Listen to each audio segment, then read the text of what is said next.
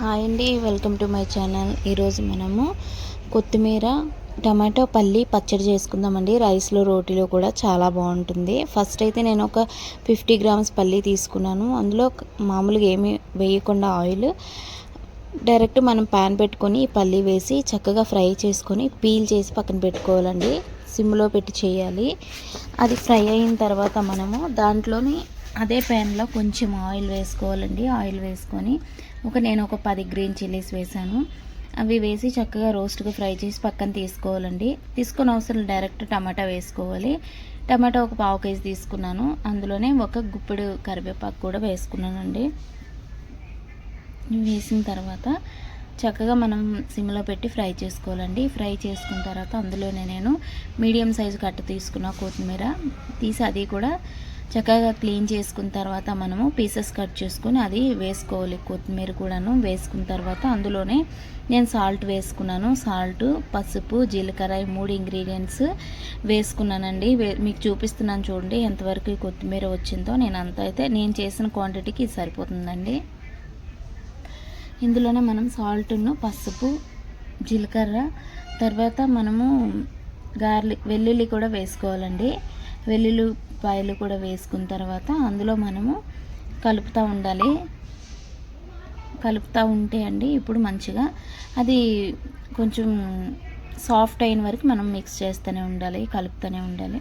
అది కలిపిన తర్వాత చక్కగా అది మనం చూపిస్తున్న విధానంలో చూడండి. నేను క్యాప్ పెట్టి కాసేపు మగ్గాలి. మగ్గిన తర్వాత మనం చూడండి డౌన్ అయింది అంతా నాకు. ఇందులో మనం ఒక నిమ్మకాయ సైజ్ అంత చింతపండు కూడా నేను వేసుకున్నాను క్లీన్ చేసేసి.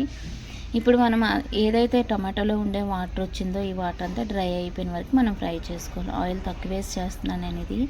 ఆయిల్ ఎక్కువ వేస్తే చక్కగా అది ఫ్రై అవుతుంది మూత పెట్టి మగ్గిస్తే. కానీ నేను కొంచెం ఆయిల్తో చేస్తున్నాను ఈ పచ్చడి.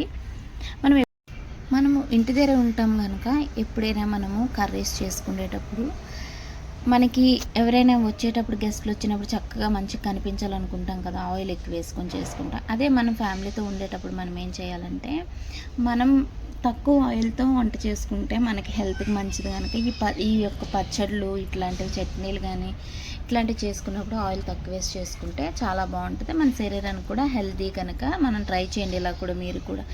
అయితే చక్కగా ఫ్రై అయిపోయిన తర్వాత మనము పక్కన తీసుకొని చల్లారి పెట్టుకోవాలండి. నేను మిక్సీ జార్ తీసుకొని నేను పల్లీలు వేసానండి. పల్లీలు వేసి నేను కొద్దిగా గ్రైండ్ చేసుకున్నాను, అంటే స్మాష్ అవ్వడానికి పల్లీలు. దాని తర్వాత నేను ఫ్రై చేసుకున్నవన్నీ ఇందులో వేసుకుంటున్నానండి.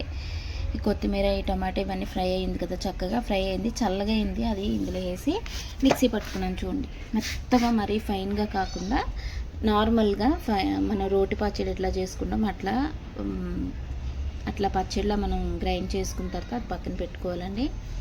అది ఒక గిన్నెలో తీసుకున్న తర్వాత మనమైతే ఇంకొక చిన్న ప్యాన్ తీసుకుని అందులో ఆయిల్ వేసుకోవాలి. మనము తాలింపు గింజలన్నీ వేసుకోవాలి. ఆవాలు, జీలకర్ర, మినపప్పు, శనగపప్పు, ఎండుమిర్చి, కరివేపాకు ఇవి చక్కగా ఫ్రై అయిన తర్వాత ఇది మనము టర్న్ చేసుకొని అందులో వేసుకోవచ్చండి. ఎందులో అంటే మనము ఈ పచ్చడి తయారు చేసి పెట్టుకున్నాం కదా అందులో వేసుకోవాలండి.